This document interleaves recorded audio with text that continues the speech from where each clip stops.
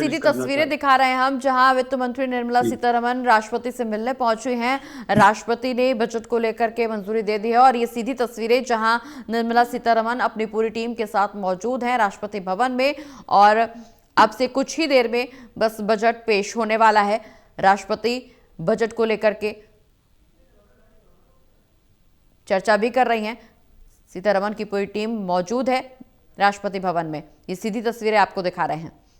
हमारे साथ संजय गुप्ता जी भी जुड़े हुए हैं। संजय जी, जिस तरह से टैक्स को लेकर के जनता के कई क्वेरीज हैं, जनता के कई सवाल हैं, क्योंकि पिछली बार अगर हम टैक्स स्लैब का जिक्र करें तो 12 लाख तक की इनकम को टैक्स फ्री किया गया था।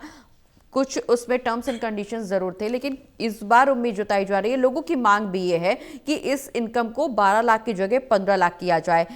किस तरह के इनकम में ऐसे प्रावधान किए जाएं, टैक्स में ऐसे प्रावधान किए जाएं जिससे आम जनता को बड़ी राहत मिले? क्योंकि कहा यह जा रहा है कि आम जनता की जो कमाई है उसमें बहुत बड़ा हिस्सा लोगों को किश्त देने में, इंस्टॉलमेंट देने में, ईएमआई पे करने में, चाहे वो होम लोन की हो, चाहे वो कार लोन की हो, या किसी भी तरह की ईएमआई पे करने में बहुत बड़ा हिस्सा उनकी सैलरी का जाता है। तो कैसी व्यवस्थाएं की जाए जिससे आम जनता की जेब में थोड़ी सी बचत हो सकती है?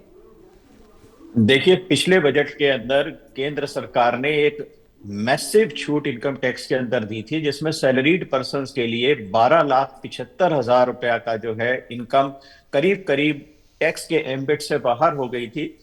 तो इस बार भी लगातार जनता की ये उम्मीद है कि टैक्स स्लैब्स को बढ़ाया जाए और 15 लाख की, जैसा आप अभी जिक्र कर रहे हैं, लेकिन मुझे इसकी उम्मीद नहीं लगती है। जी इसकी बजाय मैं दो करीब 3 से 4 उम्मीदें हैं, जो कि मुझे ऐसा लगता है कि शायद हमारी वित्त मंत्री जी जनता को ऑब्लाइज करेंगी। जी पहली डिडक्शन है स्टैंडर्ड डिडक्शन, जो अभी तक 75,000 रुपए न्यू रिजाइन के अंदर मौजूद है, जी जिसका सीधा सा असर जो है सैलरीड पर्सन पे पड़ता है, जो कि एक बहुत बड़ा टैक्स पेइंग सेक्टर है।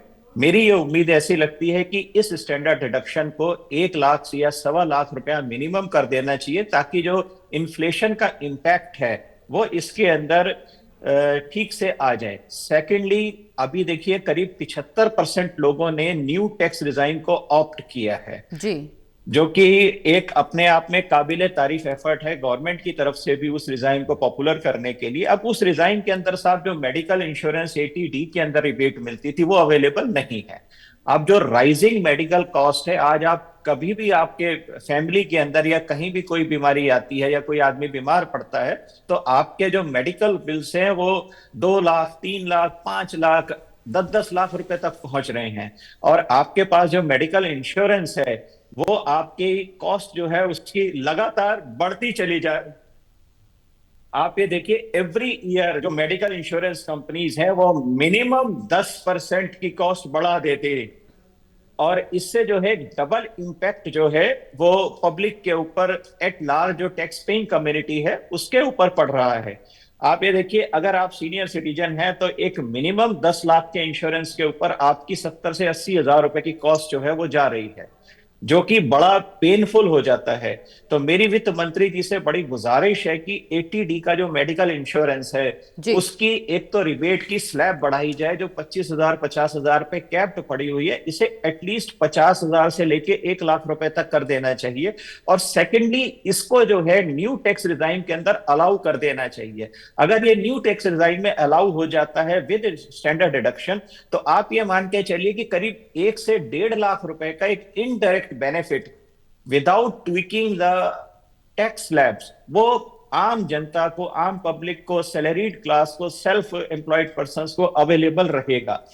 तीसरी जो हमारी रिक्वेस्ट रही है वो रही है एनपीएस से रिलेटेड। देखिए, जी नेशनल पेंशन स्कीम को सरकार ने बहुत समय पहले लागू किया था, और जिसके बारे में इनको उम्मीद भी बहुत थी, लेकिन सर्टेन बिल्कुल प्रोविजंस बिल्कुल उसके इतने संजय जी, हार्श थे एनपीएस पर कि चर्चा को उसे आगे बढ़ाएंगे, लेकिन जिस तरह से बजट को लेकर के हर वक्त को साधने की कोशिश की जा रही, तमाम सवाल हैं, इन तमाम सवालों पर